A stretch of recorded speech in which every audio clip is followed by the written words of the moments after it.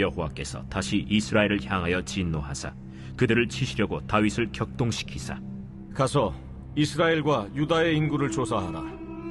이에 왕이 그 곁에 있는 군사령관 요압에게 이르되 너는 이스라엘 모든 지파 가운데로 다니며 이제 단에서부터 브엘세바까지 인구를 조사하여 백성의 수를 내게 보고하라.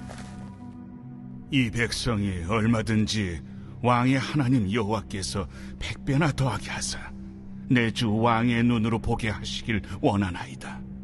그런데 내 주 왕은 어찌하여 이런 일을 기뻐하시나이까? 왕의 명령이 요압과 군대 사령관들을 재촉한지라. 요압과 사령관들이 이스라엘 인구를 조사하려고 왕 앞에서 물러나 요단을 건너 갓 골짜기 가운데 성읍 아로엘 오른쪽 곧 야셀 맞은쪽에 이르러 장막을 치고 길르앗에 이르고 닷딤 호시 땅에 이르고 또 다냐 안에 이르러서는 시돈으로 돌아 두로 견고한 성에 이르고 히위 사람과 가나안 사람의 모든 성읍에 이르고 유다 남쪽으로 나와 브엘세바에 이르니라. 그들 무리가 국내를 두루 돌아 9달 20날 만에 예루살렘에 이르러 요압이 백성의 수를 왕께 보고하니 곧 이스라엘에서 칼을 빼는 담대한 자가 80만 명이요 유다 사람이 50만 명이었더라. 다윗이 백성을 조사한 후에 그의 마음에 자책하고 다윗이 여호와께 아뢰되 내가 이 일을 행함으로 큰 죄를 범하였나이다. 여호와여, 이제 간구하옵나니 종의 죄를 사하여 주옵소서. 내가 심히 미련하게 행하였나이다. 할렐루야. 우리의 영원한 처소 되신 주님의 이름을 찬양합니다. 그리고 완전하신 하나님 앞에 우리 감사와 찬양과 영광과 찬양의 박수 올려드리며 나아가겠습니다. 찬양받기 합당하신 주님, 거룩하신 주님, 존귀하신 주님의 이름을 찬양합니다. 오늘 우리의 예배를 통해 영광을 받아 주시옵소서.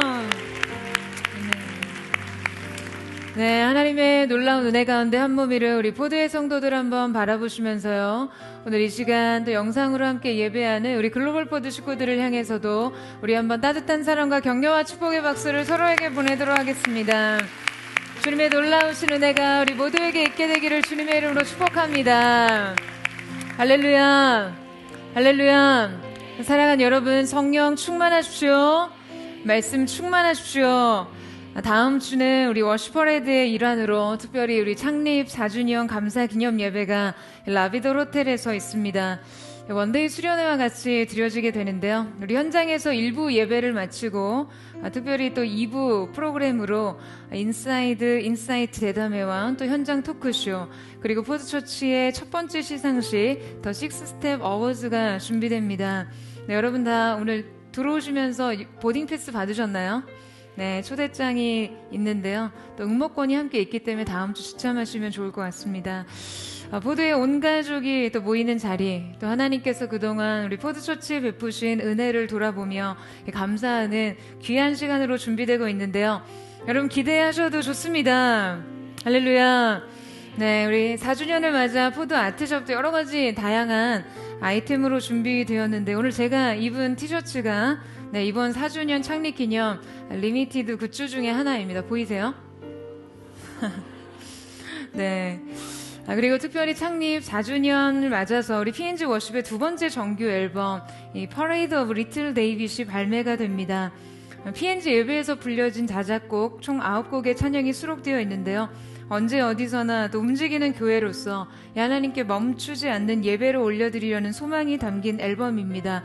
또 여러분의 많은 또 기도와 응원을 부탁드립니다.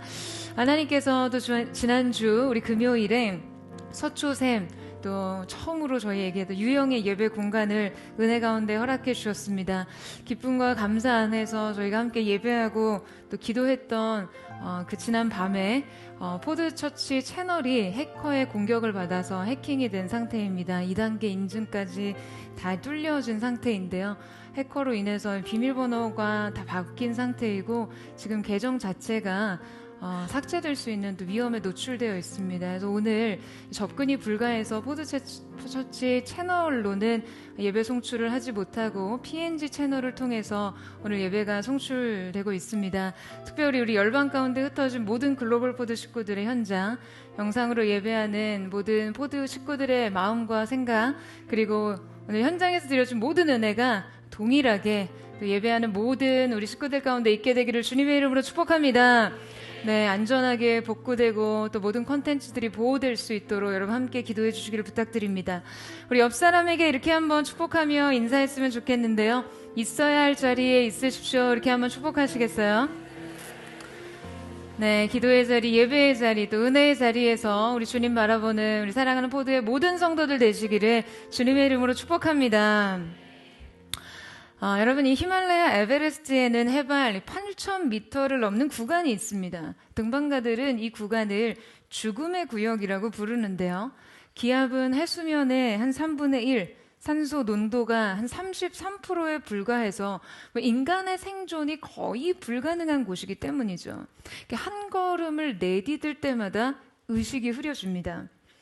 그런데 아이러니한 것은요, 이 구역에서 가장 많이 사망하는 사람들의 부류예요.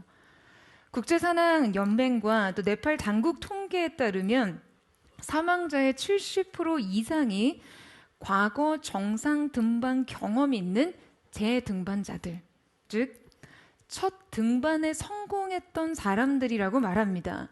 그러니까 등반 경험이 부족한 초보자들이 아니었어요. 여러분, 왜 이런 결과가 발생했을까요? 바로 그들의 정상 성공 경험이 자기 확신의 근거가 되었고 그 자신감이 경계심을 무디게 만들었기 때문이에요. 한때 그들이 조심스럽게 살피던 구름의 변화, 얼음벽의 균열, 바람의 방향은 이제 예측 가능한 변수가 되었죠. 그러나 산은 언제나 이전의 산이 아니었어요.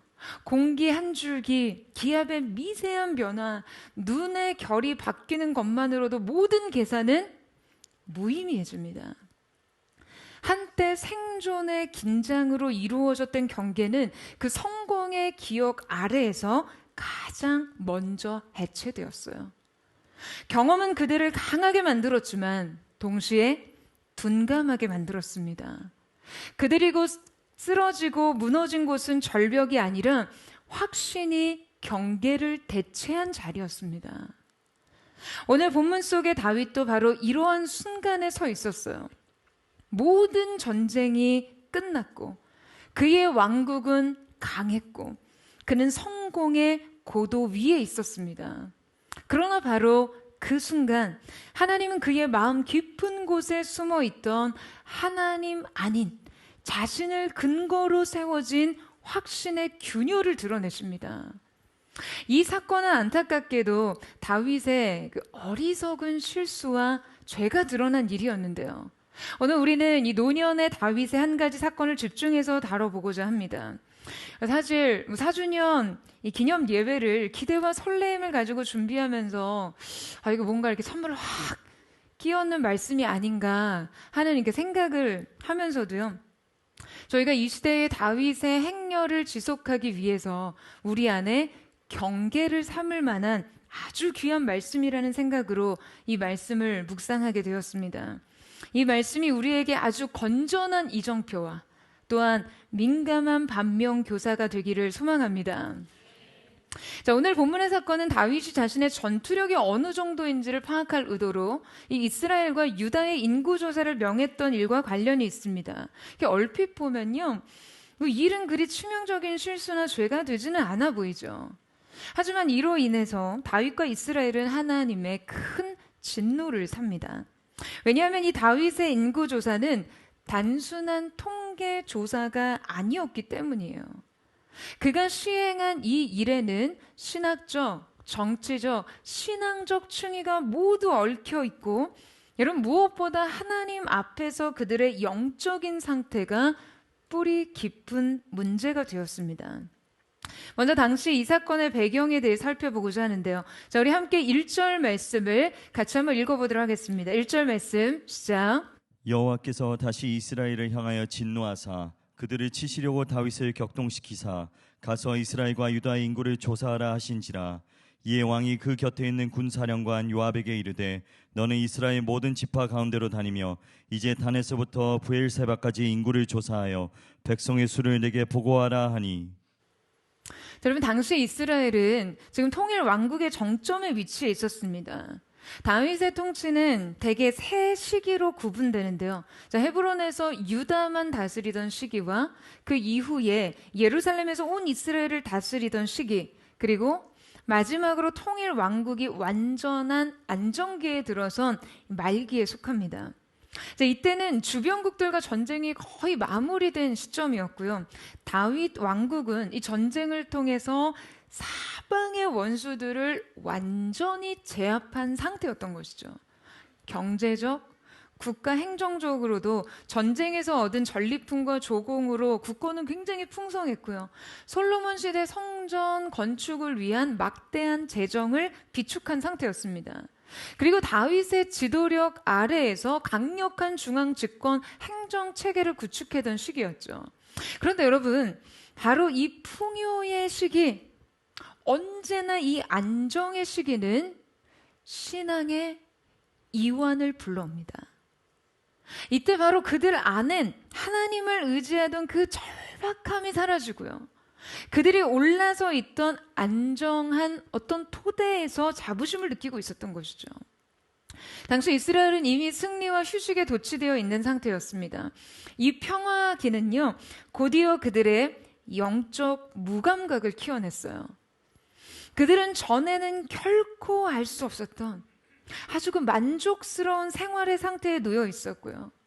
그들의 칼은 칼집에 넣어져 있었고, 다윗의 왕위는 이제 다음 세대 솔로몬에게 안정적으로 계승될 계획으로 미래까지 낙관하고 있었는데요.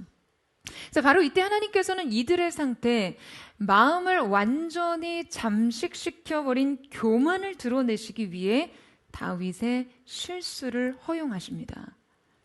그런데 우리는 이 말씀 대하면서 이렇게 다소 당혹감을 느끼게 되죠. 그리고 이해가 잘 가지 않아요. 어떻게 보면 다윗의 이 죄의 원인이 마치 하나님의 의도에 포함되어 있다라고 느껴지기 때문이죠. 이때 하나님께서는 결코 이 악을 창조하시거나 만드시거나 기원이 되신 것이 아니라 지금 다윗 안에 숨겨져 있던 그 은밀한 죄를 허용하시고 드러나도록 하신 것뿐이죠. 히브리식 사고에 따르면요, 하나님이 어떤 죄를 허용하시는 것이 곧 하나님께서 마치 그 일을 행하시는 것처럼 표현되기도 했습니다. 왜냐하면 하나님께서 그만큼 주권적 존재로서 인식되어 있기 때문이에요. 따라서 지금 여기 사단이 다윗에게 충동질했다라는 의미는 하나님께서 은혜에 적극적 개입을 하지 않으신 채로 죄를 그저 내버려 두신 상태임을 의미합니다.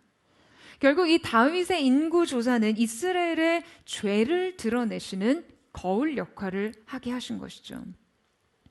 여러분, 하나님께서는 때로 우리의 마음을 흔드시거나 상황을 흔드시면서 우리 안에 이미 자리 잡은 깊은 욕망의 실체를 드러내시곤 합니다.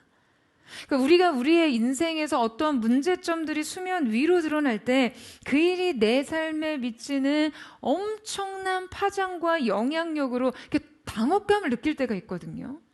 그런데 중요한 것은 그 일이 결코 단 한 번의 어떤 우발적인 실수나 우연적인 상황 때문에 발생한 것만은 아니라는 거예요. 우리가 우리 눈에 그저 어처구니 없어 보이는 실수를 하거나 상황이 예상치 않은 방식으로 흘러가 어떤 위기 상황에 이를 때 우리는 우리 자신을 되짚어 볼 필요가 있습니다. 이것이 하나님께서 우리 안에 숨겨진 어떤 것을 수면 위로 드러내신 것은 아닌지 말이죠. 그러니까 내가 어떤 실수를 범했을 때, 나의 어떤 부족과 연약함이 드러났을 때, 아유, 재수 없어. 재수가 없어서? 아니면 어쩌다가 운이 된통 나빠서 그렇게 된 것이 아니라는 거죠. 어쩌면 오랜 시간 누적된 자신의 오만, 자기 정체감의 문제, 자기 관리의 느슨함, 고질적인 병폐, 이 계속된 문제의 은폐가 하나의 사건을 계기로 터져 나온 것이죠.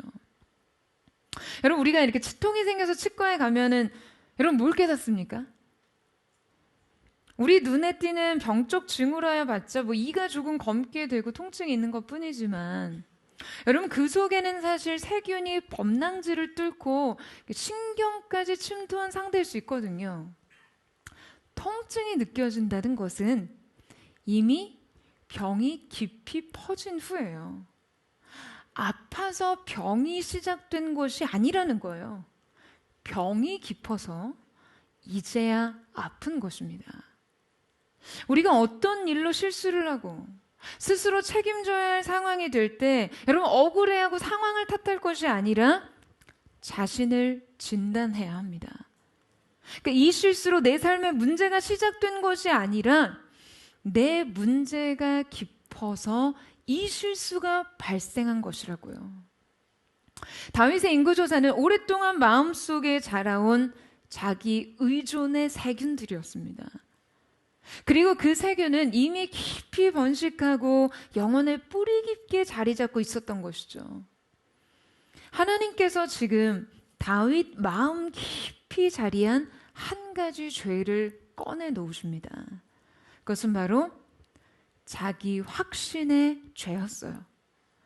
오늘 우리는 우리 내면에 자리한 잘못된 자신감이 어떻게 우리의 삶 속에 어리석게 표현되어 그 삶을 무너뜨리고 또한 위험에 빠뜨리는지를 깨닫게 되는데요. 첫 번째, 이 자신감의 속성은 자신감의 출처가 바뀔 때 확신은 교만이 된다입니다. 여러분, 지금 다윗은 요압에게 명해서 백성의 수, 전체의 수, 특히 전쟁에 가능한 이 장정의 수를 파악하게 하는데요. 지금 요압이 수행한 이 조사는 단에서부터 브엘세바까지 이스라엘 전역을 종횡으로 가로지른 대규모 행정 작업이었어요. 그런데 우리는 사실 인구 조사를 하는 것이 왜 이토록 하나님 앞에서 악한 일이며 죄가 되는지 의아해할 수 있습니다. 인구 조사 좀 할 수 있는 거 아니에요? 아니에요? 민수기 백성의 수 셌는데 이제 통일 왕국의 안정기에 접어들었으니까 아니 백성의 수가 얼마나 됐는지 뭐 파악할 수 있는 것이 여러분 왜 그렇게 죄가 됩니까? 여러분, 성경의 인구조사는요 본래 하나님의 명령 아래서만 행할 수 있는 거룩한 행위였어요. 왜요? 이 백성의 진정한 통치자는 하나님이시기 때문이죠. 인구조사는 이미 하나님께 속한 백성을 다시 세워보는 일이기 때문에 여러분, 본래 이 일은요 군대 총수인 요압이 아니라 제사장이 맡아서 담당하는 일이었고요. 율법에 따르면 인구조사를 할 때 생명의 속전을 반세겔씩 하나님 앞에 드리고 성소에 봉헌을 함으로써 지금 그들이 하나님의 백성임을 인정해야만 했습니다. 하지만 다윗의 인구조사에는 이 속전의 봉헌이 시행되지 않았어요. 그러니까 애초에 이 인구조사는 하나님께 묻지 않고 하나님과는 상관없이 시행된 것이라는 것을 알 수 있죠. 그러니 이 인구조사가 어떤 차원으로 행해졌음을 여러분 알 수 있습니까? 이것은 국가 군사력의 자랑이자 그 권력의 근거로 삼기 위한 목적이었던 것이죠. 근본적으로 이 나라가 하나님의 소유라는 것에 대한 인식보다도 지금 이 나라를 자기 소유 삼는 의식이 깔려 있었던 거예요. 여러분, 우리 내면의 자신감의 출처가 하나님에게서 자신에게로 옮겨지는 순간 여러분 그 확신은 더 이상 믿음이 될 수 없습니다. 그 확신은요 교만이에요. 여러분, 이 자신감이라는 단어의 어원을 보면 이것은 라틴어 콤피데르, 함께 신뢰하다라는 의미입니다. 그러니까 자신감이라는 것은 어떤 대상과 함께 신뢰를 주고받는지에 따라 결정되는 거예요. 그러니까 나의 신뢰가 하나님을 향해 있을 때 이 자신감은 믿음이 되죠. 하지만 그 신뢰의 대상이 하나님이 아닌 나 자신이 될 때 이 믿음은 자기 확신으로 변질되고 맙니다. 그리고 그것이 아주 명확하게 숫자적 자신감으로 표현된 것이 바로 이 인구조사였던 것이죠. 여러분, 다윗은 젊은 시절 하나님을 신뢰한 자신감으로 골리앗을 이겼던 사람이었어요. 그때 다윗의 자신감은 분명 하나님을 향한 믿음으로부터 나왔죠. 하지만 바로 이제 다윗은 하나님 안에서의 담대함을 잃고 자기 안에서의 안도감을 선택하는 사람이 되었어요. 안타깝게도 이 안도감은 매우 공허하고 위험한 것이었습니다. 여러분, 이 두바이에 팜주메이라는 인공적으로 이렇게 바다 위에 세운 거대한 야자수 모양의 섬이 있습니다. 혹시 들어본 적 있으세요? 네. 이 섬은 뭐 우주에서 이렇게 보일 만큼 굉장히 웅장하고 세계 최고급 리조트와 호텔이 들어선 아주 화려한 휴양지죠. 표면적으로 보면요, 인간의 기술의 정점이자 사막 위의 기적처럼 보여집니다. 하지만 그 화려함의 뿌리는 사실상 모래였어요. 이 섬은 바다 위에 모래를 퍼올려 인공적으로 만든 기반 위에 세워졌거든요. 초기에는 매우 단단해 보였지만 시간이 흐르면서 이 해류의 흐름이 왜곡되고 바닷물의 침식이 섬을 갉아먹기 시작했습니다. 섬은 이후에 10년도 되지 않아 천천히 가라앉기 시작했어요. 집안이 천천히 가라앉자 건물에 균열들이 생기기 시작했고요. 10년도 채 지나지 않아 대규모 보강 공사가 필요하게 되었어요. 여러분, 이 섬의 불안정성은 무엇 때문이었습니까? 이 섬의 문제는요, 세워진 건물이 아니라 기초에 있습니다. 아무리 견고한 콘크리트를 써도 그 기반이 모래였기 때문에 결국에는 흔들릴 수밖에 없다라는 것이죠. 이 팜주메이의 문제는 애초에 불안정한 기반 위에서 그 토대의 영구성을 착각한 것이에요. 여러분, 우리 인생의 안전감과 자신감의 문제도요, 그 근거가 하나님이 아닌 성취, 관계 혹은 어떤 숫자적 안정감이라면 여러분, 그 평화는요, 모래 위의 섬처럼 언제든 침하들 수 있습니다. 반드시 기억하셔야 돼요. 여러분, 바다가 잔잔할 때는 아무 문제가 없어요. 하지만 인생은 언제나 조류가 바뀌고 예기치 않은 폭풍이 찾아오고 통제할 수 없는 비바람에 맞서야 합니다. 이때 너무나 쉽게 기반의 약함이 드러나 버리게 되는 것이죠. 하나님께서는 우리의 인생이 어디 근거하고 있으며 무엇의 토대 위에 세워져 있는지를 드러내시기 위해 때로 우리를 흔드십니다. 우리 인생에 침하를 허락하세요. 여러분, 우리를 무너뜨리기 위해서요? 와장창 무너지는 인생을 지켜보시려고요? 아니요, 여러분. 주님이 우리를 흔드시는 이유는 우리를 무너뜨리려 하시는 것이 아니죠. 우리를 진짜 견고한 토대 위에 세우고자 하시는 것입니다. 여러분, 아멘이세요? 삶의 진동 속에서 그 인생의 균열을 발견할 때 우리를 재건하게 하시기 위해서요. 저는 오늘 우리의 삶과 내면에 흔들리는 영역이 있다면 여러분, 주님 앞에 견고한 토대 위에 다시 세워지는 은혜가 있게 되기를 주님의 이름으로 축원합니다. 오늘 함께 드리는 이 예배가 새로운 인생의 토대가 되기를 주님의 이름으로 축원합니다. 우리의 삶을 위험에 빠뜨리는 자신감의 속성 두 번째는 잘못된 자신감은 잘못된 근거를 추구한다입니다. 자, 8절에서 9절 말씀을 우리 같이 한번 읽어보도록 하겠습니다. 시작. 그들 무리가 국내를 두루 돌아 9달 20날 만에 예루살렘에 이르러 요압이 백성의 수를 왕께 보고하니 곧 이스라엘에서 칼을 빼는 담대한 자가 80만 명이요 유다 사람이 50만 명이었더라. 여러분, 지금 이 인구조사가 얼마나 이스라엘 안에서 대대적으로 시행됐는지 매우 구체적으로 기록되죠. 성경이 유독 지금 이에 대한 기록을 숫자적으로 명확하게 표현하고 있어요. 숫자의 언어들로 말이죠. 9개월 20일이라는 매우 정확한 수치들로 지금 이 이 모든 조사가 소요된 시간을 말하고 있는데요. 그러니까 말하자면 다윗의 명령이 얼마나 체계적이고 철저하게 시행되었는지를 알 수 있을 뿐만 아니라 성경이 이 인구조사에 대해 매우 양적으로, 수치적으로, 숫자적으로 접근해서 파악하고 있는지를 알 수 있죠. 그러니까 이 서술 방식이 개량된 사고 그 자체를 보여주는 것이에요. 근데 여러분, 당시 고대 근동 지방에서 이렇게 장기적이고 정밀한 인구 조사는요, 전쟁을 하거나 세금을 징수할 때만 수행되었거든요.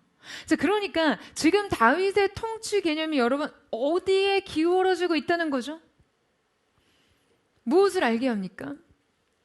그가 초기에 예루살렘 통치 중심부에 언약궤를 가져왔던 것처럼 지금 이 왕국의 진정한 주인과 통치자가 하나님이시라는 것을 고백했지만 지금 그는 하나님 중심의 신정국가가 아닌 왕 중심의 군주국가로서 통일 왕국을 바라보고 있다는 것을 알게 합니다.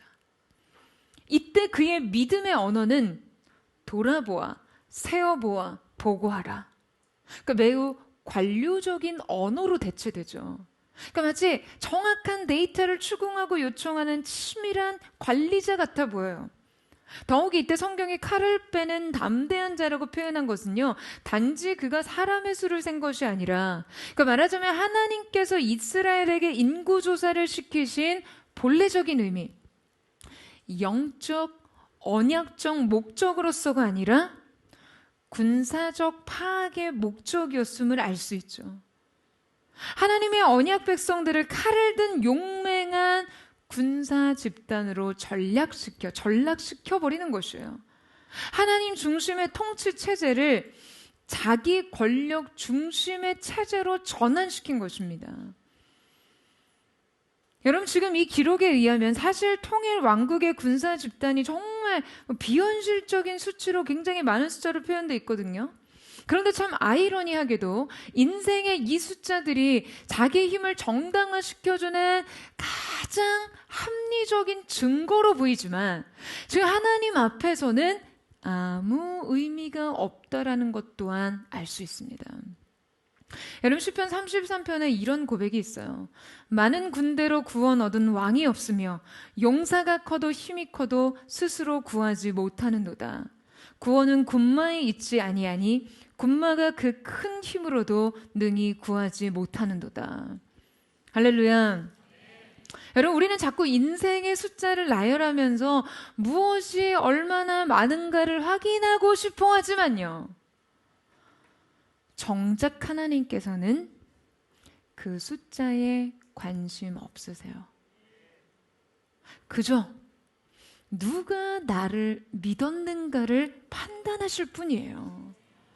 여러분, 지금 다윗이 인구조사를 해서 이 숫자들을 확인하고 나열하는 그 동기가 어디 있다고요?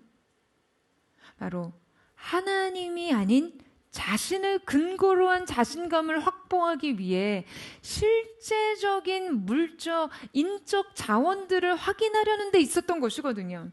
여러분, 왜냐하면요, 인간의 내면에 믿음의 결핍이 일어나면요, 무언가를 확인해야 안심하는, 자신이 상황을 통제해야 안전하다라는 불안을 느낍니다. 그래서 인간은 이때 끊임없이 숫자, 근거, 통제를 필요로 해요. 그러니까 이러한 것들로 자신의 안전과 성취감과 존재감을 확인하고 증명하려고 하는 것이죠. 내 연봉, 통장 잔고, 주식, 자격증 몇 개, 이력서 몇 줄, 자녀들의 성적 몇 등, 뭐 이런 것들이 중요해지는 거예요. 심지어 자신의 팔로워 몇 명, 좋아요 몇 개, 이런 걸로 자기 안정감을 찾습니다. 그리고 이것을 끊임없이 확인하면서 인간은 자연스럽게 계속해서 이 근거들을 통제하려고 하게 됩니다. 여러분, 내 자산이 얼마인지를 계속 확인하고 거기서 안정감을 느껴보세요. 점점 내가 더 물질을 소유하고 통제하고 싶어지죠. 내가 내 자신의 성적, 자식의 성적, 그 석차로 내 자신감을 얻는다면요. 생각해보세요. 애가 시험을 망쳤어요. 그럼 내 마음이 어떻겠습니까? 애를 가만히 두겠어요? 두시겠어요? 내 자존심이 이렇게 무너졌는데요. 우리가 어떠한 현실의 근거를 통해서 자신감을 도출할 때 반드시 이 영역에 대한 우리의 통제의 욕망은요, 점점 더 과도해질 수밖에 없습니다. 그리고 이 통제의 욕망이 일정 부분 만족이 될 때요. 즉, 내가 이것을 내 소유인 양 안정적인 지배감을 느낄 때 우리는 그 영역에 있어서 굉장히 주인의식을 느끼게 되죠. 마치 내가 구원자가 된 것처럼, 하나님이 된 것처럼 착각에 빠질 수 있습니다. 내가 내 건강에 완전히 자신할 수 있을 때 내가 진정 생명의 주인이라고 느끼고요. 그것이 나의 관리 안에서 통제될 수 있다라고 믿어버려요. 내 연인이, 내 자식이 내 맘대로 될 때 그들은 내 소유가 됩니다. 그래서 더욱 그들을 지배하려고 들어요. 다윗의 인구조사는요, 자연스럽게 이제 나는 하나님의 통치와 도움이 없어도 나라를 다스릴 수 있다라는 착각으로 그의 의식을 이끌었습니다. 하나님께 속한 백성을 세워봄으로써 하나님의 주권 아래에 있는 생명을 자신의 지배와 통제 아래에서 이해하기 시작했어요. 하지만 이 통제는 결국 해결되지 않는 불안을 계속해서 키워낼 뿐입니다.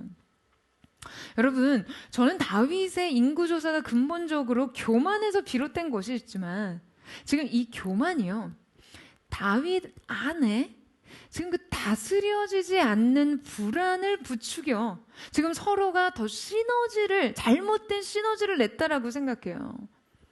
여러분, 맥락적으로 지금 이 인구조사가 시행되기 앞서 그 안에 분명 해결되지 않는 불안이 자리 잡고 있었을 거라고 생각이 되거든요. 자, 오늘 말씀 전 13장에서 18장에는요, 압살롬의 반란이, 또 20장에는 세바의 난이 기록되어 있습니다. 그러니까 저는 이 정치적 소용돌이가 다윗의 내면에 엄청난 충격과 영향을 주었을 것이라고 생각해요. 더욱이 여러분이 압살롬은 그가 무척이나 애착을 느끼던 아들이었거든요. 압살롬은 매우 치밀하고 전략적으로 아버지의 왕위를 찬탈하기 위해서 반란을 도모했고 구테타를 일으켰죠. 다윗은 이로 인해 맨발로 울며 감람산을 넘어서 도피의 생활을 시작합니다. 이 과정에서 시므이에게 모욕과 저주를 당하기도 했고, 아히도벨과 같이 정말 그의 전략이 하나님의 것과 같았다라고 하는 그의 측근 참모가 반란에 가담했어요. 압살롬의 죽음으로 결국 다윗은 복권됐지만 아들에 대한 상실감이 동시에 그를 큰 슬픔에 빠뜨렸고요. 왕자에 다시 올랐을지언정 아들은 잃었기 때문에요. 그리고 더욱이 이 아픔이 가시기도 전에 세바가 반란을 일으키고 북이스라엘의 10지파의 민심이 또다시 흔들리게 되죠. 왕국은 겨우 통일 상태를 유지했지만 다윗은 이 계기로 인해 내부적인 균열을 깊이 체감하게 되었을 거예요. 여러분, 외부의 적은 믿음으로 맞설 수 있지만 내부의 배신은 깊은 상처를 남깁니다. 사랑하는 아들의 배신과 민심의 변심은 내가 믿을 것이 아무것도 없다, 그런 깊은 회의감을 품게 했을 거예요. 자기 측근과 참모들이 언제든 자신을 배신할 수 있다라는 깊은 불신을 품게 됐고, 백성들의 마음이 자신으로부터 쉽게 돌아서는 것을 통해 자기 왕권의 기반이 지금 매우 불안전하다라는 것을 느꼈을 테고요. 그러니까 결국에 이 모든 경험은 자신이 이스라엘을 장악하지 않으면 지금 이 왕권이 무너질 것이라는 불안과 통제욕을 강화하게 했을 거예요. 여러분, 다윗의 이러한 심리 구조는 결국 무엇을 강화시켰습니까? 바로 인생에서 확인 가능한 근거들을 찾도록 하는 것이죠. 그는 더 이상 누군가를 신뢰 관계 속에서 바라보기 힘들었을 거예요. 그보다도 안정적인 근거와 체계, 안전한 체계를 수립하고 싶었을 거예요. 여러분, 정말이지 이것은요, 우리 안에서도 얼마든지 쉽게 작동할 수 있는 심리적인 회로입니다. 여러분, 우리는 이 회로를 영적으로 차단해야 해요. 여러분, 아멘이세요? 여러분, 저는 우리가 살면서 정말 잘 관리해야 할 몇 가지 경험이 있다고 생각합니다. 그러니까 이것을 잘 관리해야 하나님과 올바른 관계를 가질 수 있고 자신의 건강한 영적 생활을 유지할 수 있어요. 첫 번째로 상처입니다. 여러분, 다윗이 아들의 배신과 상실을 통해 경험한 아픔을 우리가 여러분 상상이나 되세요? 우리가 상상이나 할 수 있습니까? 그가 가장 지독하게 연약하고 외로워져 있을 이때 그의 측근들은요, 매우 잔인하고 간교한 방식으로 그를 배신했어요. 그는 어떤 관계 안에서도 안전과 평안을 누리지 못했어요. 생각해 보세요. 아들이 자기를 배반하는데 여러분, 누구를 믿을 수 있겠어요? 여러분, 분명 이 경험을 통해서 그에겐 이젠 그 누구도 믿을 수 없다라는 의식이 형성됐을 거예요. 그리고 그 의식은 그를 굉장히 외롭게 고립시켰겠죠. 더욱이 압살롬이 아주 백주 대낮에 아버지의 후궁과 동침하며 자신의 왕위와 명예를 공개적으로 짓밟은 아들이었지만, 여러분, 이 우리의 상처라는 것은요, 자신을 그토록 아프게 한 그 대상을 또한 사랑할 때 이게 정말 쉽게 해결되지 못하거든요. 다윗은 압살롬을 그저 마냥 미워할 수만 없었어요. 그의 배신으로 인해 너무 아팠지만 동시에 그를 사랑했거든요. 따라서 어쩌면 다윗에게 자리 잡은 가장 깊은 아픔은 그가 이 아들을 용서할 기회마저도 빼앗겼다는 것이 아니었을까요? 압살롬의 죽음은 그에게 상상하기 힘든 슬픔을 느끼게 하죠. 그는 자신이 아버지로서 실패했고 왕으로서도 실패했다라고 생각했을 거예요. 그러니까 이 경험은 감당하기 힘든 너무나 큰 상실과 아픔이었어요. 여러분, 이때 인간의 내면에 무엇이 형성됩니까? 이런 상실과 아픔이 인생을 한번 휩쓸고 가면요, 내면 안엔 감당할 수 없는 빈 공간이 생깁니다. 여러분, 그런 기분 아세요? 내 마음에 숭숭숭 바람이 통과하는 것 같은 기분이요. 마음이 너무 텅 비어버려서 그냥 이 빈 공간을 여실히 느끼게 하는 그 감당 안 되는 공허감과 상실감이요. 여러분, 인간은 이 빈 공간을 어떻게든 채우려고 합니다. 많은 사람들이 내면의 이 빈 공간을 채우려 헛된 시도를 해요. 사람 많이 만나고 술도 마시고 약에 의존하고 쾌락을 추구하고 고립을 선택하고 중독에 빠집니다. 이 빈 공간이 느껴질 때 너무 괴로우니까요. 견딜 수가 없으니까요. 여러분, 지난주에 우리가 함께 영적 비움에 대해서 살펴봤잖아요. 그런데 진정 이렇게 모든 것을 비워낼 수 있는 영적인 능력이 여러분 어디에서 나온다고 생각하세요? 진짜 자신을 비우는 사람들은요, 여러분 어떤 면에서 아이러니하게도 그들을 완전히 채우는 무언가를 경험했기 때문이에요. 자신의 내면을 완전히 채우는 그 궁극의 만족감과 포만감을 느끼면 여러분, 인간은 자신을 오히려 비우려고 합니다. 비워낼수록 채워주니까요. 더 많은 것을 비울수록 더 많이 채워주는 것을 상대적으로 느끼니까요. 하지만 이 진정한 비움과 이 채움과 포만감을 경험하지 못한 사람들은요, 다시 채움에 의존할 수밖에 없는 것이죠. 사랑하는 여러분, 하나님 앞에서 여러분의 상처를 잘 관리하세요. 아픔의 기억들을 하나님을 통해서 다독이셔야 돼요. 아픔이 휩쓸고 간 그 폐허 같은 자리를 다른 어느 것이 아닌 주님의 평강으로 다스리셔야 합니다. 여러분, 저는 오늘 우리의 예배가 우리 해결되지 않은 불안과 상처를 하나님의 손으로 어루만져 주시고 싸매어 주시는 시간이 되기를 축원합니다. 오늘 하나님의 거룩한 사랑의 손길이 여러분의 인생 상처를 싸매어 주시고 어루만져 주시고 해결해 주시는 은혜가 있게 되기를 주님의 이름으로 축복합니다. 우리가 살면서 정말 잘 관리해야 할 두 번째 경험은 바로 다름 아닌 성공입니다. 여러분, 성공 경험으로 따지자면요, 지금 이스라엘 역사상 다윗을 넘어설 사람은 없어요. 그는 가장 부강하고 찬란했던 통일 왕국을 이끌었던 왕이었습니다. 그는 또한 이스라엘의 전무후무한 전사였어요. 그는 나가는 전쟁마다 승리를 이끌었습니다. 따라서 그에게 이 반복된 성공 경험은 아주 잘못된 자기 시스템을 구축하게 합니다. 예전에는 그토록 어렵던 일이, 그래서 하나님께 아등바등 기대 서던 일이 반복된 성공 경험을 통해서 쉬워졌어요. 이 경험이 축적되자 이제는 하나님이 도우셔야 이긴다가 아니라 내가 하면 된다 라는 안정을 느끼게 된 거예요. 여러분, 진정 여러분이 하면 됩니까? 여러분, 정말 주의하셔야 돼요.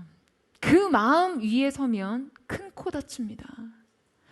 하나님이 하게 하시는 거예요. 할렐루야. 은혜가 이끄시는 것입니다. 여러분, 이 사실을 믿으세요? 오카는 목사님의 평신도를 깨운다라는 책에서요, 한국교회와 사회의 문제를 지적하시면서 3허 현상에 대해서 언급하십니다. 이 3허란 허상, 허세, 허수를 말하는 것인데요. 허상은 이 신앙과 삶이 분리되어서 이분법적으로 살아가는 모습을 일컫습니다. 그러니까 신앙을 삶으로 살아내지 못하는 것이요. 허세는 진정한 영향력을 미치지 못하고 자기 과시욕에 빠져있는 모습을 가르치죠. 겉으로는 신앙인 것 같지만 본질적으로는 종교 생활에 머무르는 것을 허세라고 합니다. 모양만 갖춘 거예요. 이 허상과 허세를 만족시키기 위해서 필요한 것이 바로 허수입니다. 그러니까 물량주의 때문에 생긴 부정직과 같은 것이죠. 보다 높은 통계치, 보다 큰 규모, 양적인 숫자와 크기가 곧 성공이라고 착각하는 것이에요. 그러면 이 세 가지는요, 다 서로 연결되어 있죠. 여러분, 우리의 삶에서도요, 이 3허를 주의해야 합니다. 허상과 허세와 허수 말이에요. 우리 삶에서도 이와 같은 모습이 곳곳에 나타날 수 있어요. 우리는 진리를 말하는 대로 살아내지 못하고, 그렇게 살지 못하는 자신을 감추기 위해서 무언가를 포장하고요, 우리의 삶의 숫자들을 앞세워서 자신을 대변하려고 해요. 여러분, 그렇게 이 3허에 빠지면 여러분, 우리가 무엇이 되는지 아세요? 여러분, 혹시 37라는 말 들어보셨어요? 자, 방향 감각이 없으면 길치, 기계 감각이 없으면 기계치, 음감이 없으면 음치, 삶에 대한 감각이 없으면 삼치입니다. 제가 지어낸 거 아니고요. 우리가 이 텅 빈 3허를 쫓으면 삶을 모르게 돼요. 인생이 뭔지, 무엇을 위해 살아야 하는지, 내가 지금 잘 살아가고 있는 것인지, 인생의 목적과 방향 감각을 완전히 상실하게 되는 거죠. 더 나아가 내가 누구인지에 대한 정체 감각도 상실합니다. 여러분, 이 삼허를 조심하십시오. 측정 가능한 인생 안정감에 집착하지 마세요. 여러분 인생에서 보고와 통계에 의존하지 마시고요. 통제된 이 매뉴얼에 의존하시기 마시기를 축원합니다. 통장 잔고, 재정 규모, 부동산 수, 핸드폰에 저장된 인맥과 팔로워 숫자, 내 아이의 성적과 석차, 자격증 몇 개, 경력 몇 년 차. 여러분, 이러한 인생 안정감을 여기에 둘 때 인생의 부식이 일어납니다. 인생의 상처와 성공을 하나님 안에서 다루고 그분의 평안으로 다스릴 수 있어야 되는 것이에요. 저는 오늘 여러분의 인생의 그 모든 성취와 성공에 지난 경험이 하나님 앞에 서는 여러분 인생 장애물이 되지 않게 되기를 주님의 이름으로 축원합니다. 인생의 안정감을 삼허에 두지 마세요. 마지막으로 살펴볼 것은 우리의 삶을 위험에서 건지는 자신감에 관한 것입니다. 삶의 위기가 찾아왔을 때 결국 다시 자기의 삶을 재건하는 자들의 진정한 자신감 말이죠. 여러분, 이 진짜 자신감은요, 바로 하나님께 돌아가는 용기에 있습니다. 바로 언약적 자신감 말이죠. 우리 10절 말씀을 함께 읽겠습니다. 시작. 다윗이 백성을 조사한 후에 그의 마음에 자책하고 다윗이 여호와께 아뢰되 내가 이 일을 행함으로 큰 죄를 범하였나이다. 여호와의 이제 간구하옵나니 종의 죄를 사하여 주옵소서. 내가 심히 미련하게 행하였나이다 하니라. 다윗이 인구조사를 시행한 후 성경은 그가 자책에 빠졌다라고 기록을 합니다. 히브리 원문에 의하면 와야 레브 다이브 오토. 그러니까 이 말을 직역하면요, 다윗의 마음이 그를 쳤다라는 의미예요. 그러니까 단순히 어떤 찔림의 수준이 아니라 내적인 강한 충격을 경험했다라는 말이죠. 그리고는 그가 하나님 앞에서 어떻게 죄를 자백합니까? 내가 이 일을 행함으로 큰 죄를 범하였나이다. 그는 단순히 결과가 잘못됐다라고가 아니라 그 행위의 동기가 하나님 앞에서 원천적으로 부패했던 것임을 고백하고 있어요. 그가 이어서 이렇게 고백하고 있습니다. 여호와여, 이제 간구하옵나니 종의 죄를 사하여 주옵소서. 여러분 보세요. 지금 그가 자신을 뭐라고 고백하고 있습니까? 종이라고 표현하죠. 그는 하나님 앞에서 왕이 아니라 종으로 섭니다. 그러니까 즉각적으로 왕의 자리에서 종의 자리로 간 것이에요. 여러분, 바로 이것이 다윗의 영적 분별력입니다. 저는 사실 다윗이 넘어지고 실수하고 실패했더라도 바로 이러한 점에서 그는 분명 영적 거인이다라는 생각을 들어요. 여러분, 다윗이 연약한 실수에도 불구하고 가장 대범한 용기를 지닌 언약적 사람이었다라는 것을 보여주는 말씀이 있습니다. 하나님께서는 다윗의 인구조사 이후 선지자 갓을 다윗에게 보내요. 3가지 징계 방식의 선택지를 제시하시는데요. 그러니까 이 징계는 사실 그에게 엄청난 두려움이었죠. 첫째는 7년간의 기근, 둘째는 3개월 동안 원수에게 쫓김, 셋째는 여호와의 전염병이었습니다. 다윗은 선지자 갓의 이 제안을 듣고 극심한 내적인 고통을 느끼고는 한 가지 선택을 결단하는데요. 자, 14절에서 15절 말씀 보겠습니다. 시작. 다윗이 갓에게 이르되 내가 고통 중에 있도다. 청하건대 여호와께서는 긍휼이 크시니 우리가 여호와의 손에 빠지고 내가 사람의 손에 빠지지 아니하기를 원하노라 하는지라. 이에 여호와께서 그 아침부터 정하신 때까지 전염병을 이스라엘에게 내리시니 단에서부터 브엘세바까지 백성의 죽은 자가 7만 명이라. 여러분, 사실 이 말씀은 너무나도 우리의 이 마음을 서늘하게 하는 말씀이죠. 정말 두려움을 느끼게 하는 말씀이에요. 여러분 보세요. 인구를 계수했는데 백성의 수를 잃어버린 결과를 얻었죠. 여러분, 우리가 하나님 외에 자랑하는 것들은 우리 인생에서 잃어버린 숫자가 된다는 사실을 기억해야 합니다. 여러분 아멘이세요? 여러분의 인생에 하나님 외에 그 어떤 것도 자랑하지 마세요.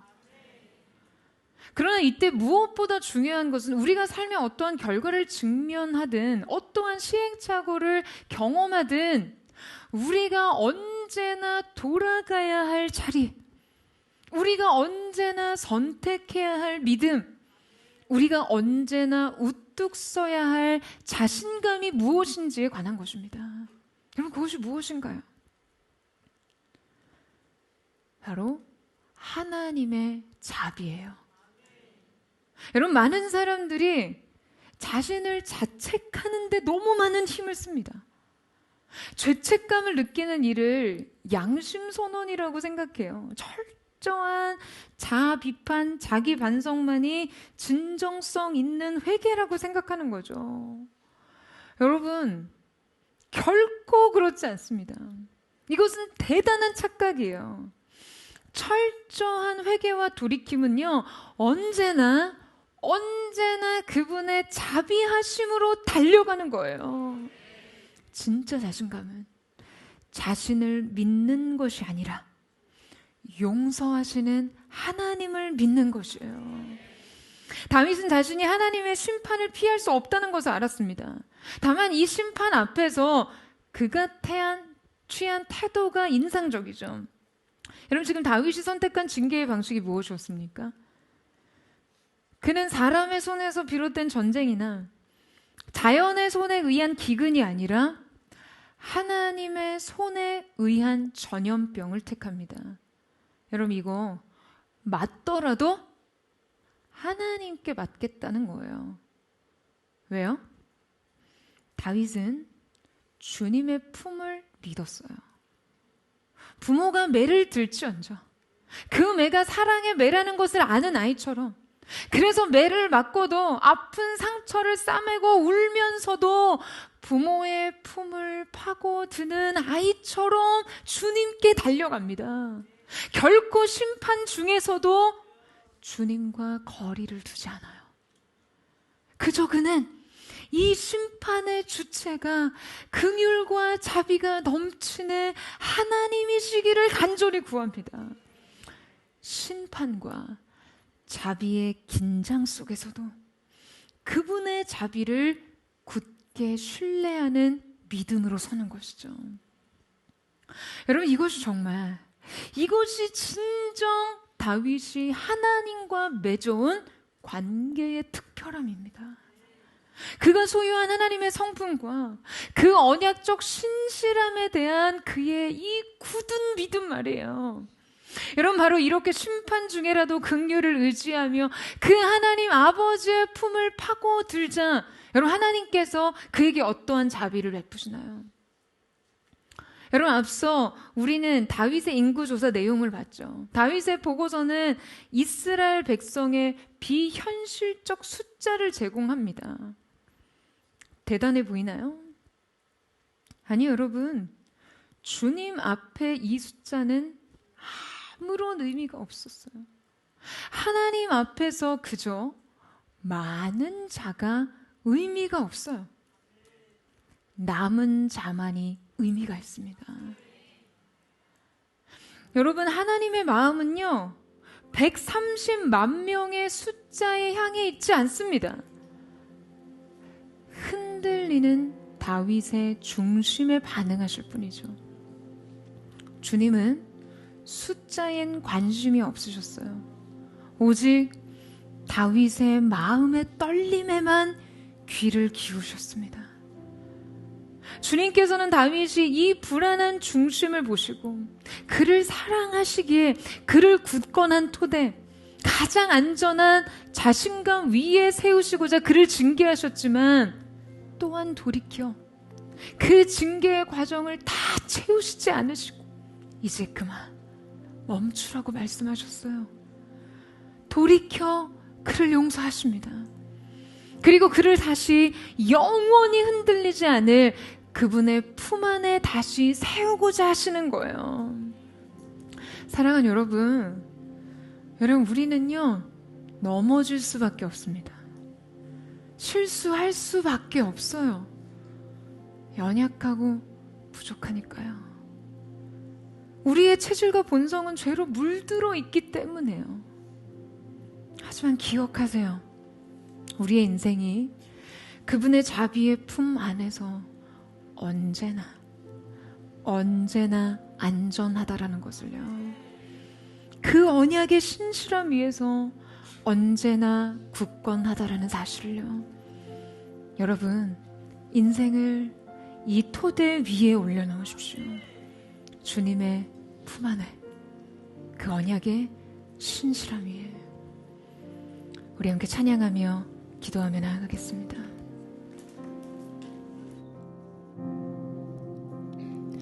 사랑하는 주님,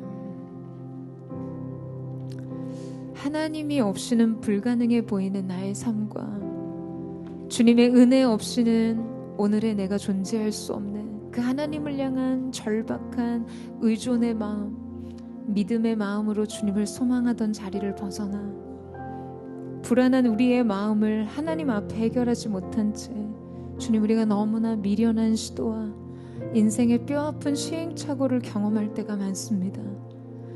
인생 주어진 숫자들을 계수하면서 나의 건재함과 나의 자신감의 근거를 찾고자 했던 우리 자신의 모든 연약한 시도들을 주님 앞에 내려놓고 회개하는 심령으로 주님 앞에 서기를 원합니다.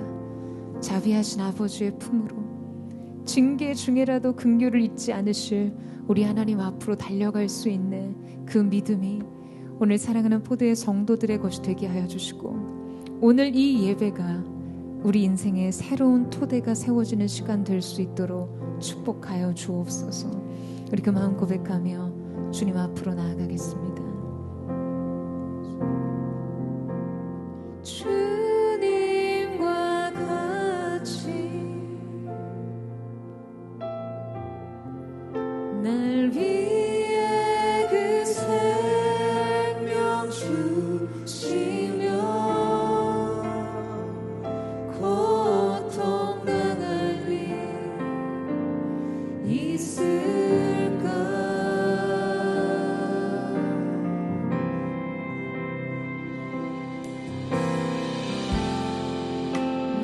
만물이 주 볼 때 주신이 채워주시네.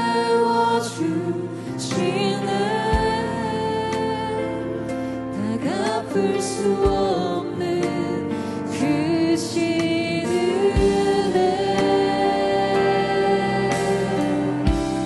두 손 높이 들고서 목소리 높여 은혜 가운데 주 이름 높이네.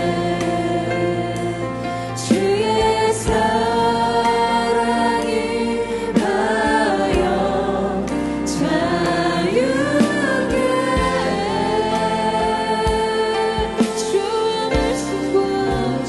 주의 말씀과 주의 십자가 그의 보혈과 진실함을 지혜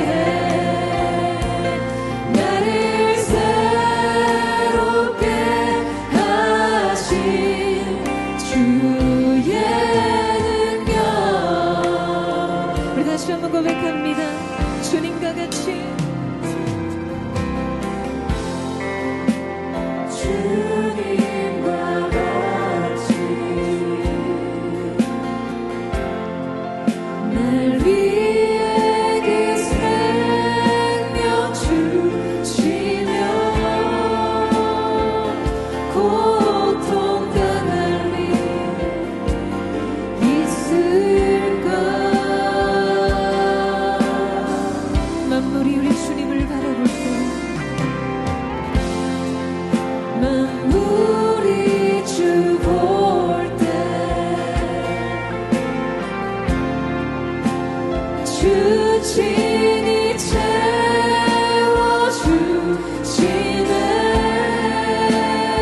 다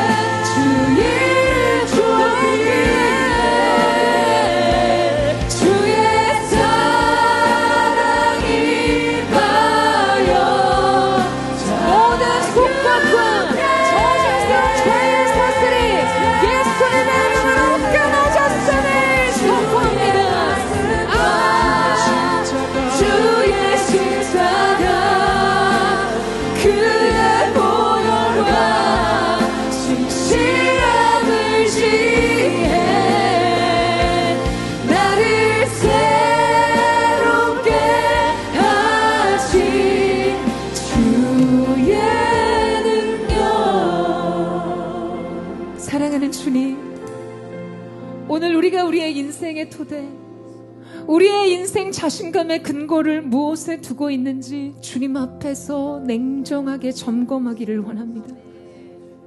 내 자신감의 근거를 하나님을 향한 믿음 안에 두는가, 아니면 내 자신에게 두는가? 다윗이요, 아무것도 가지 못한 그 소년 다윗이 골리앗을 향해 달려갈 때, 여러분, 그가 달려가는 그 걸음의 자신감은 자기 자신에게 있지 않았습니다.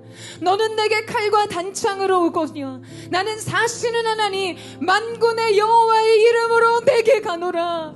이것이 다윗의 자신감의 근거였어요. 사시는 하나님, 나와 함께 하시는 만군의 여호와의 이름이 내 인생 자신감의 토대가 되는 것입니다.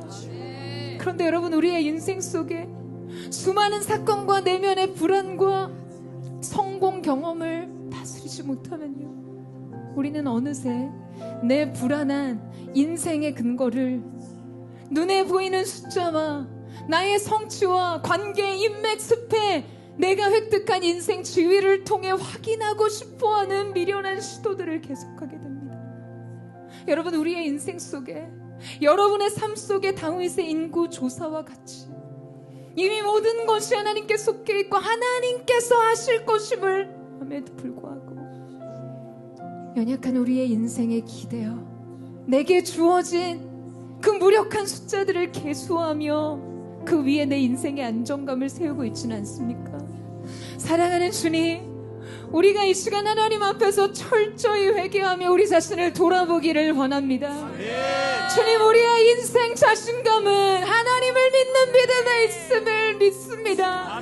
이 흔들리는 잘못된 토대 주님 앞에 다시 한번 점검함으로 주님, 우리 안에 하나님을 향한 새 믿음을 다시 재건하며 삶을 세우는 은혜가 있을 수 있도록 역사하여 주시옵소서. 우리를 도우셔서 우리가 다시 한번 주님 앞에 엎드림으로 우리 안에 행하시는 주님의 일을 보게 하여 주시옵소서. 우리 그 마음 고백하며 주여 한번 부르짖고 기도하며 나아가겠습니다. 주여, 사랑하는 주님, 불안했던 우리의 마음, 주님 앞에 기대서야 했던 우리의 의존이 교만과 자기 생각하고 수많은 해결되지 않은 불안을 주므로 우리의 인생 숫자들을 열명하며 기수하며 주님, 내가 어디까지 왔는지 확인하고 싶어요.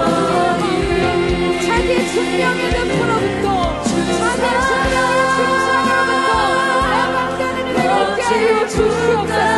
하나님을 의지하며 절전한 정복한 심령으로 하늘을 향하사 불가능했던 우리의 삶을 보내주옵소서. 이제는 내가 말씀하여 인생의 도단을 건축하는 자로 우리가 그 자리에 설지 않은지 주님을 회개하며 나아가기를 원합니다.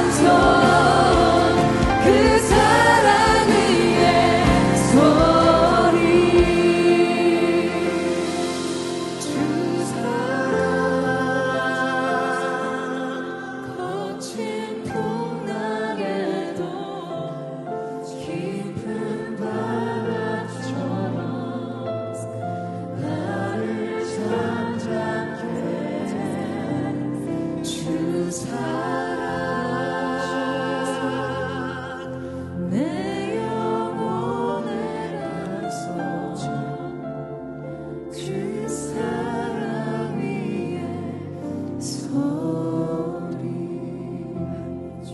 사랑하는 여러분, 우리는 우리의 인생 상처를 주님의 손길 안에서 다룰 수 있어야 합니다. 내면에 구멍난 그 빈 공간을 다른 어떤 곳으로 채우는 미련한 시도를 멈추고요, 하나님 앞에서 하나님의 것으로 채워지는 경험으로써 주님 앞에 나아갈 수 있어야 하는 줄로 믿습니다. 우리의 상처와 인생 트라우마, 그 어떤 것으로 상쇄되지 않은 슬픔과 상실뿐만 아니라 우리의 유능감을, 우리의 효능감을 확인할 수 있는 인생의 성취와 성공의 대회에서도요, 하나님 손에서 다룸을 받는 것이 중요합니다. 여러분, 오늘 여러분은 무엇을 확인하기를 원하십니까?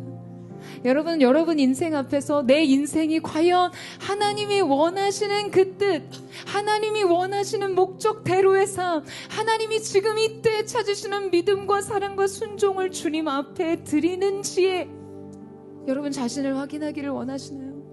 아니면 불안한 인생을 다른 어떤 곳으로 인생 통장 잔고와 학력의 수준과 내가 취득한 자격증, 내 인생의 지위를 통해서 내가 그래도 건재하다는 자기 증명 속의 안위를 얻고자 하십니까? 사랑하는 여러분, 오늘 이 시간 우리의 인생, 우리의 상처도, 우리의 성취와 성공도 모두 하나님의 손에서 다뤄지기를 주님의 이름으로 축원합니다. 주님, 우리의 모든 근간은, 우리의 모든 인생의 토대는 하나님의 심을 믿는 믿음이 다시 재건되게 하여 주셔서 해결되지 않았던 불안도, 주님, 우리의 인생 속에 자꾸만 되돌아보고 곱씹고 싶은 인생 성공의 기업도 하나님 손에 맡겨드리며 오직 전적으로 하나님만을 의지하는 삶을 살게 하여 주시옵소서. 이전에 하나님을 붙들지 않고서는 사라지지 않았던 인생이요, 그러한 철저한 처절한 기도 없이도 사라지는 삶의 연장 속에서 하나님을 의지하고 의존하는 마음을 잃어버린 우리를 용서하여 주시옵소서. 우리가 다시 주님 앞으로 나아가기를 원합니다. 주님, 오늘 주님의 손으로 우리의 상처도 우리의 성공도 다루시고 다스려 주시옵소서. 오직 주님 안에 자유가 있음을 선포합니다. 우리 그 마음 고백하며 주여 한번 부르짖고 기도하며 나아갑니다. 주여! 사랑하는 주님, 주님 말 앞에 내려놓을 수 있는 용기가 우리 모두의 것이 될 수 있게 되기를 원합니다. 두려웠던 마음, 불안했던 마음, 흔들렸던 마음, 이 내면의 중심에 다시 하나님 앞에 견고하게 세울 수 있기를 원합니다. 흔들리는 우리의 내면이 성공의 경험으로 내 자신감의 근거를 하나님께 두지 않고 내게 넣고 이 모든 것의 토대가 주님 앞에 재정렬될 수 있기를 원합니다. 인생의 허상과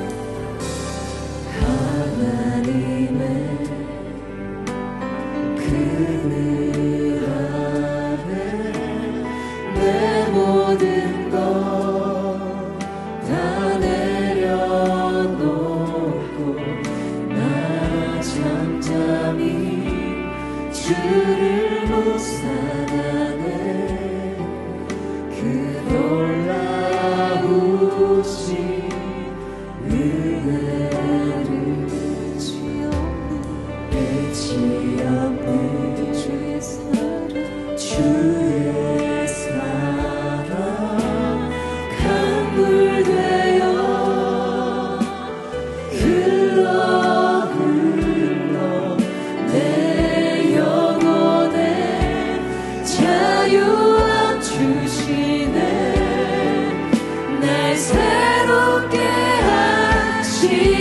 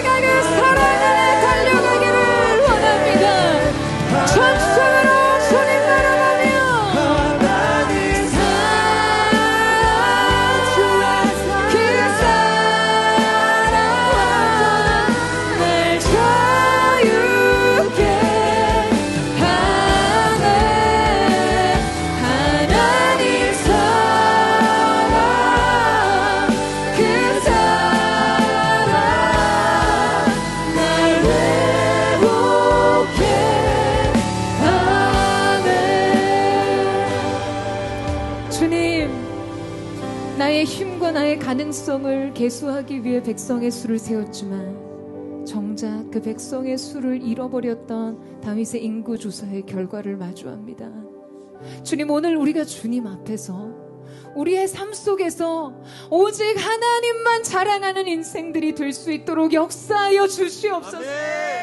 뿐만 아니라 우리의 연약함과 부족으로 인해 실패하고 넘어지고 무너지는 그때라도 그 실패의 자리에서라도 하나님께로 돌아갈 수 있는 믿음의 용기, 주의 종을 용서하소서 고백할 수 있는 이 영적인 위치의식의 재정립이 우리에게 있을 수 있도록 주님 도와주시기를 원합니다. 다윗이 화목제를 드리는 그때 하나님께서 이스라엘을 치시던 그 손을 멈추셨듯, 사랑하는 주님, 오늘 우리가 주님 앞에 우리의 인생을 돌이키며 오직 아버지의 품을 향한, 주님의 품을 향해 달려가기를 원합니다. 징계와 교훈과 책망 앞에서도 주님과 거리를 두지 않고 주의 자비하심을 신뢰함으로 그 품에 파고들 수 있는 마음이 우리 모두의 것이 될 수 있도록 도와주십시오.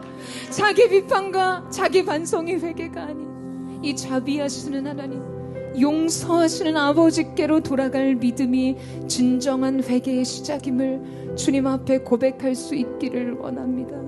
사랑하는 주님, 주님 품으로 달려가기를 원합니다. 여러분, 아버지의 품으로 가세요. 주님의 품으로 달려가십시오. 그 품 안에서 인생을 다시 재건하세요. 그렇게 주님 앞으로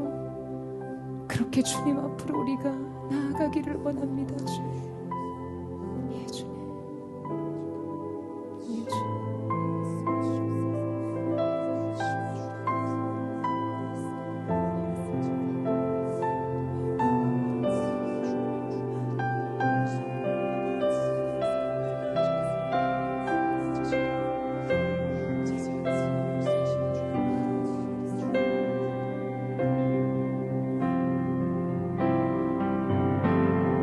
주의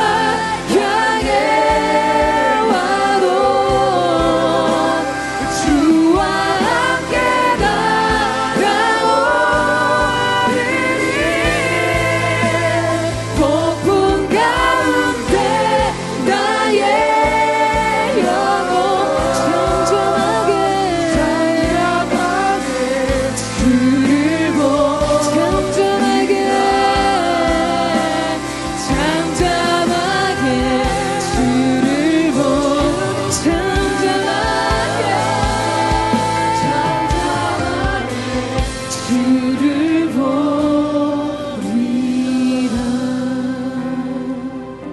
사랑하는 주님, 사랑하는 주님, 두려웠습니다.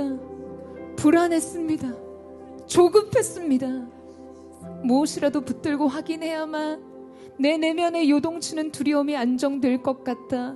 우리의 인생 속 다윗의 인구 조사의 시행과 같은 하나님 외에 다른 것을 의지하고 하나님 외에 다른 자신감으로 섰던 우리의 삶이 오늘 이 예배를 통해 주님 앞에 재정렬되고 재정비되었음을 믿습니다. 하나님은 많은 사람들을 원하시는 것이 아닌 남은 자들을 원하시는 줄로 믿습니다.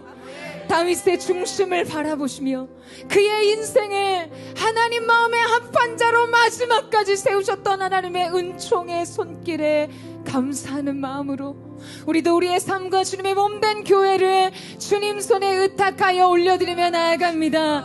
사랑하는 주님, 주님 품 안에 품어 주시옵소서. 하나님을 향한 믿음이 우리의 근거가 되게 하시고 인생 자신감이 되게 하여 주셔서 우리의 평생의 삶 만군의 여호와의 이름으로 나아가노라. 이것이 우리의 믿음의 전진의 동력이 되게 하여 주시옵소서. 그렇게 날마다 우리를 주님 품 안에 일으켜 세우신 그 하나님을 찬양하며 감사드리며 살아계신 예수님의 이름으로 기도드립니다. 아멘. 우리 주님 앞에 우리 감사와 찬양과 우리 존귀의 박수를 들며 나아갑니다. 주님은 우리의 힘, 우리의 노래, 우리의 기쁨, 우리의 목적, 우리의 기쁨 되심을